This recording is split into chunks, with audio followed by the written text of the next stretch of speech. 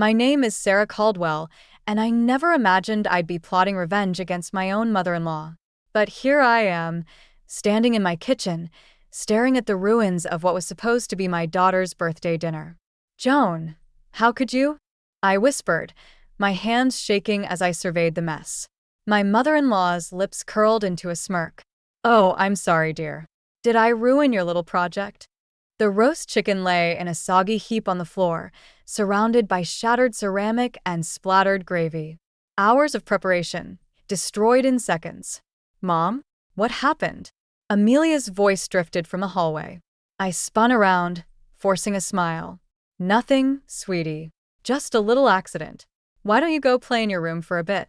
As Amelia's footsteps faded, I turned back to Joan. "This was for your granddaughter's birthday. How could you be so cruel?" Joan's eyes narrowed. "Cruel? I'm teaching you a lesson, Sarah. You'll never be good enough for my son or this family." The kitchen door swung open, and my husband Ethan walked in. He froze, taking in the scene. "What's going on here?" "Your wife is making a fuss over nothing," Joan said, her voice dripping with fake concern. "She's so clumsy sometimes, isn't she?" I opened my mouth to protest, but Ethan cut me off. "Mom, please. Not today." Joan huffed and stormed out of the kitchen, leaving us in stunned silence. Ethan approached me cautiously. "Sarah, what really happened?" I couldn't hold back the tears any longer. "She did this on purpose, Ethan. She ruined Amelia's birthday dinner." He wrapped his arms around me, but I could feel the tension in his body. "Are you sure? Maybe it was just an accident." I pulled away, anger replacing my sadness. "How can you still defend her, after everything she's done?" Ethan sighed, running a hand through his hair. "She's my mother, Sarah. What am I supposed to do?" "Choose us," I said, my voice barely above a whisper. "Choose your family." The silence that followed was deafening. In that moment, I knew something had to change. I couldn't keep living like this, constantly walking on eggshells in my own home. As I began cleaning up the mess, a plan started forming in my mind. Joan had pushed me too far this time, and I was done being her victim. It was time to fight back, to protect my daughter and my marriage. Little did I know, this was just the beginning of a war that would tear our family apart. The morning after Amelia's ruined birthday dinner, I woke with a knot in my stomach. The house was quiet, but I could feel Joan's presence like a dark cloud hanging over everything. As I made my way to the kitchen, my hands trembled. I jumped at every creak of the floorboards, half expecting Joan to materialize and berate me for some imagined slight.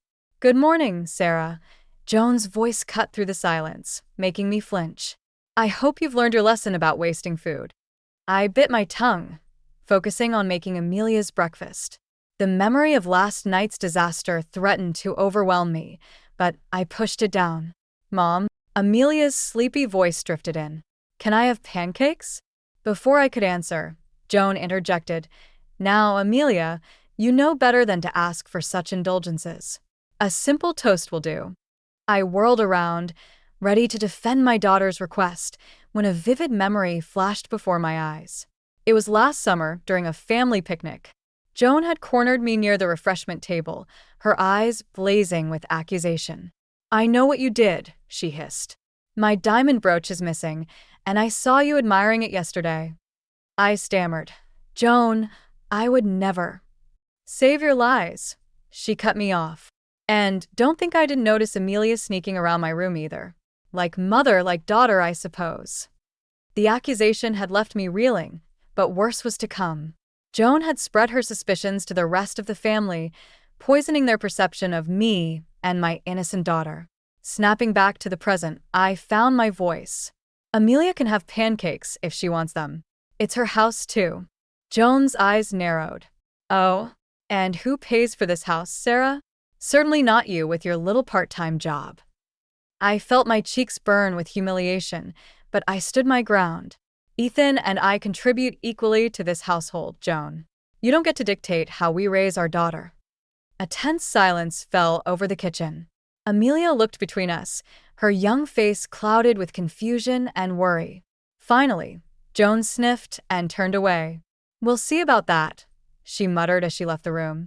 As I hugged Amelia close and started mixing pancake batter, I realized something had shifted. The fear and anxiety were still there, but alongside them burned a new determination. I couldn't let Joan's toxic presence continue to poison our lives. For Amelia's sake, for my marriage, for my own sanity, something had to change. Little did I know, the worst was yet to come. I never thought I'd be rummaging through my mother-in-law's belongings, but desperate times call for desperate measures. As I sifted through Joan's dresser drawers, my heart raced with every creak of the old house. Then I saw it, a familiar glint of gold and diamonds. Joan's missing brooch lay nestled among her silk scarves, mocking me with its presence. "Oh my God," I whispered, my hands shaking as I picked it up. The sound of the front door opening sent me into a panic. I quickly replaced the brooch and hurried out of Joan's room, my mind reeling from the implications of what I'd found. "Mom," Amelia's voice called out. "We're home." I plastered on a smile and went to greet my daughter and husband. "How was school, sweetie?" As Amelia chattered about her day, I caught Ethan's questioning look. He could always tell when something was bothering me. Later that night, after Amelia was asleep, Ethan cornered me in the kitchen. "Sarah, what's going on? You've been on edge all evening." I took a deep breath. "Ethan, I found the brooch. The one your mother accused me of stealing. It was in her drawer." His face paled. "Are you sure?" "Positive." "She lied, Ethan. She accused me and Amelia of theft, turned the family against us, and it was all based on a lie." Ethan ran a hand through his hair, looking torn. "Maybe she just found it and forgot to tell us?" I couldn't believe what I was hearing. "Are you seriously defending her right now?" "No, This is a serious accusation, Sarah. We need to be certain." I felt my anger rising. "I am certain. The question is, what are we going to do about it?" Ethan's silence spoke volumes. I realized then that I was alone in this fight. As I lay in bed that night, unable to sleep, I grappled with a difficult decision. Should I confront Joan? Tell Amelia the truth about her grandmother? The thought of shattering my daughter's image of her family made my stomach churn. But the alternative, continuing to live under Joan's tyranny, allowing her to manipulate and hurt us, was equally unbearable. I thought of Amelia's bright smile, her innocence. How long before Joan's poison seeped into her world too? No, I couldn't let that happen. I had to protect my daughter, even if it meant facing the wrath of Joan and potentially alienating Ethan. As the first light of dawn crept through the curtains, I made my decision. It was time to expose Joan's lies, whatever the cost. I just hoped our family would survive the fallout. The doorbell rang, its cheerful chime a stark contrast to the tension in our home. I opened the door to find Rachel, my sister-in-law, beaming on the porch. "Sarah, it's been too long," she gushed, pulling me into a hug. I forced a smile, acutely aware of Joan hovering behind me. "Rachel, what a surprise. Come in." As we settled in the living room, Joan's demeanor transformed. Gone was the cold, critical woman I knew. In her place was a doting mother, all warmth and affection. "Rachel, darling, how are you?" Joan cooed, taking Rachel's hands in hers. "You look absolutely radiant." I watched, a familiar knot forming in my stomach, as Joan fawned over Rachel. It was always like this when she visited, a stark reminder of my outsider status in this family.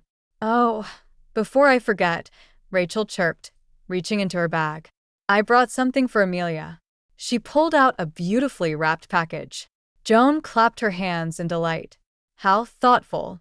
Sarah, go fetch Amelia, won't you?" I bit back a retort and went to call my daughter. When we returned, Rachel was regaling Joan with stories of her latest work trip. And then the CEO himself asked for my opinion. Rachel finished, glowing with pride. Joan beamed. "Of course he did. You're brilliant, dear.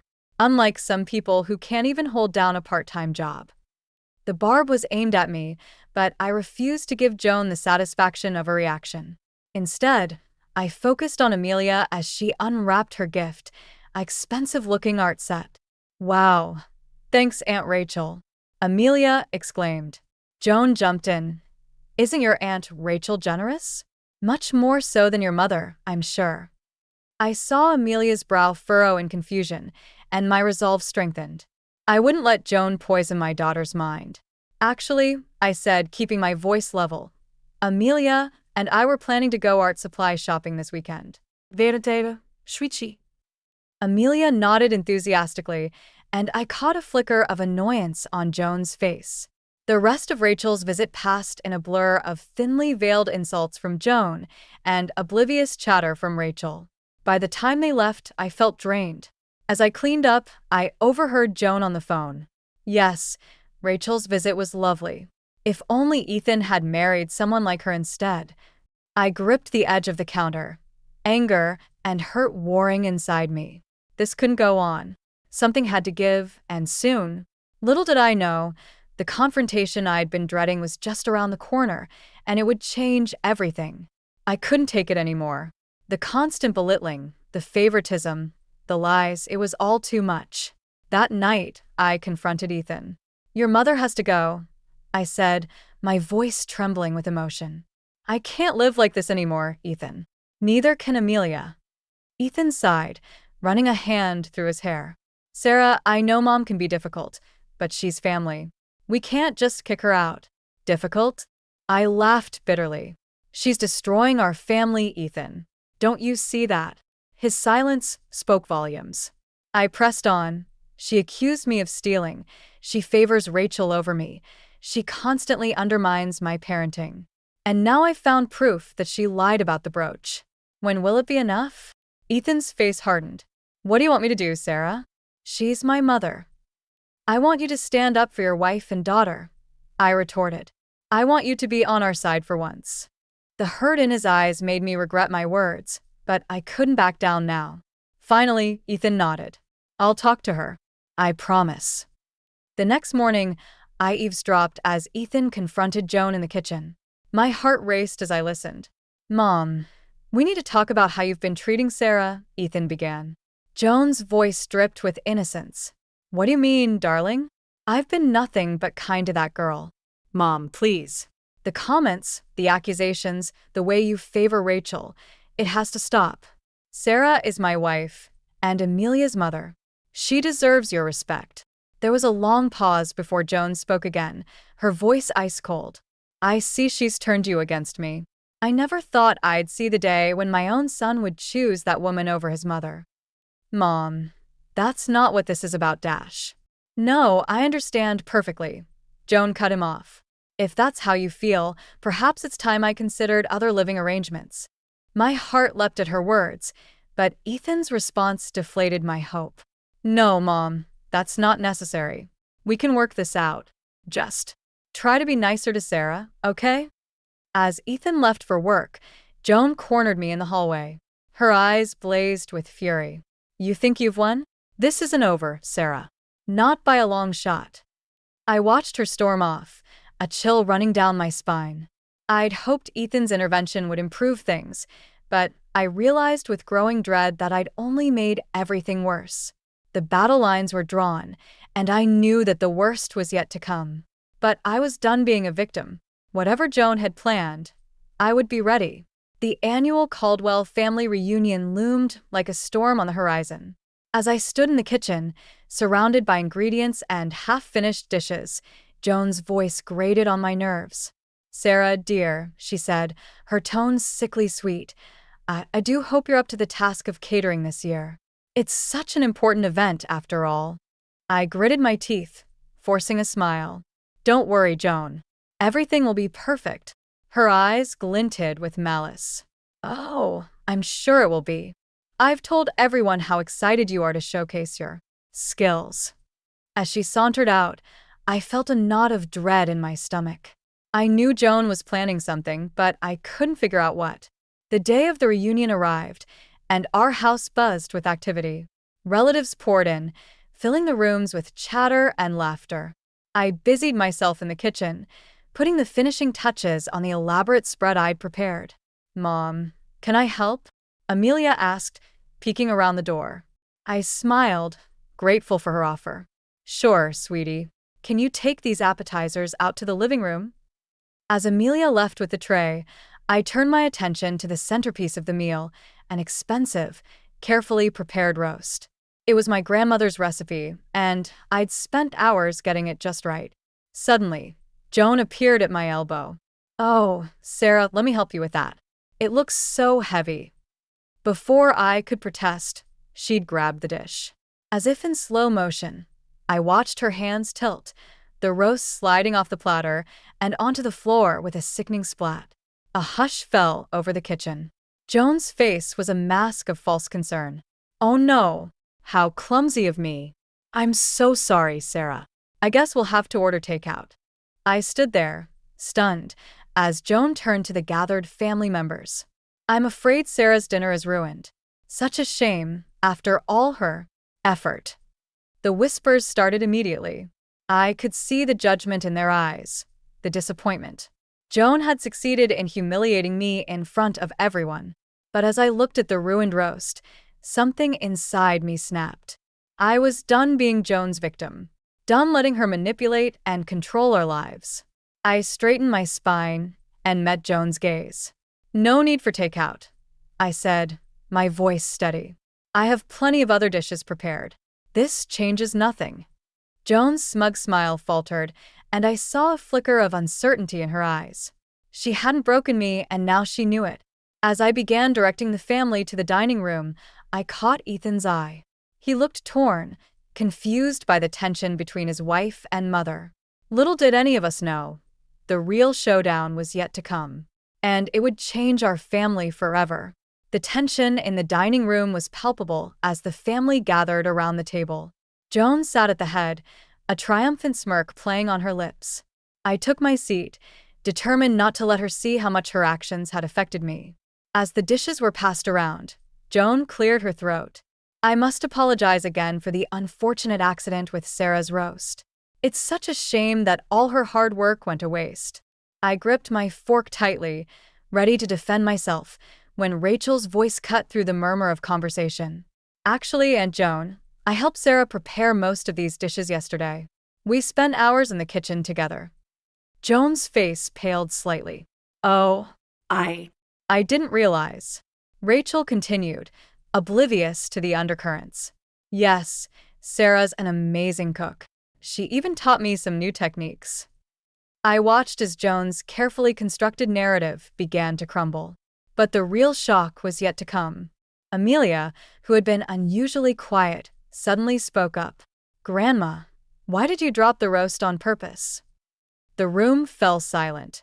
All eyes turned to my daughter, then to Joan, whose face had gone from pale to ashen. "What are you talking about, dear?" Joan asked, her voice trembling slightly. Amelia pulled out her tablet. "I was making a video for Mom to show how much I appreciate her cooking. I caught you dropping the roast on camera. Look." She pressed play, and the damning evidence filled the screen. Joan's deliberate actions were clear for all to see. Gasps and murmurs filled the room. Ethan stood up, his face a mask of shock and anger. "Mom, how could you?"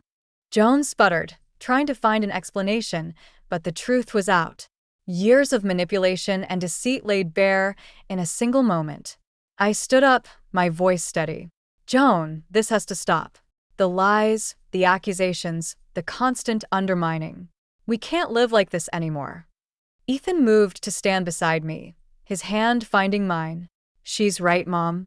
This behavior is unacceptable." Joan looked around the table, searching for an ally, but found only shocked and disappointed faces. Even Rachel looked stunned. I never meant." Joan began, but I cut her off. "Save it, Joan. We're done. Ethan, Amelia, and I will be moving out. This is no longer a healthy environment for any of us." The room erupted into chaos. Family members argued, Joan pleaded, but my resolve remained firm. As I looked at Ethan and Amelia, I saw the same determination in their eyes. This was it. The moment everything changed. And despite the turmoil, I felt a weight lifting from my shoulders. We were finally free. 3 months after the disastrous family reunion, I stood in our new kitchen, surrounded by half-unpacked boxes. The morning sun streamed through the windows, casting a warm glow on the unfamiliar countertops. "Mom, where should I put these plates?" Amelia asked, holding up a stack of dishes. I smiled, feeling a sense of peace I hadn't experienced in years. "Let's put them in the cabinet by the sink, sweetie." As we worked together to organize our new home, I marveled at how much had changed. The decision to move out had been difficult, but necessary. Ethan had struggled with guilt at first, torn between his loyalty to his mother and his love for us. But as the weeks passed, even he had to admit that the change had been for the best. The doorbell rang, startling us both. I opened it to find Joan standing on our porch, looking smaller and older than I remembered. "Sarah," she said, her voice trembling. I wondered if we could talk. I hesitated, then nodded, stepping aside to let her in. Amelia, seeing her grandmother, quickly excused herself to her room. Joan stood awkwardly in our new living room, her eyes darting around nervously. "I wanted to apologize," she finally said. "For everything. I know it's too late, but I'm truly sorry for how I treated you." I studied her face, searching for any sign of the manipulative woman I'd known for so long. But all I saw was regret and loneliness. "Joan," I began, choosing my words carefully. "I appreciate your apology, but you're right, it is too late. We can't undo the years of hurt and mistrust." She nodded, tears welling in her eyes. "I understand. I miss my family. I miss Ethan and Amelia. And yes, I even miss you, Sarah." I felt a twinge of sympathy, but I stood firm. "We need time, Joan. Maybe one day we can work towards a healthier relationship. But for now, we need space to heal." As I showed her out, I caught sight of Ethan pulling into the driveway. He froze when he saw his mother, a mix of emotions crossing his face. Joan turned to me one last time. "Thank you for hearing me out. I hope someday you can forgive me." As she walked away, Ethan joined me on the porch. We watched her go in silence. "Are you okay?" he asked, wrapping an arm around me. I leaned into him, feeling the strength of our bond. "Yes," I replied. "For the first time in a long time, I really am." As we turned to go back inside, to our daughter and our new life, I felt a sense of hope for the future. We had weathered the storm and come out stronger on the other side. Whatever challenges lay ahead, I knew we would face them together as a family.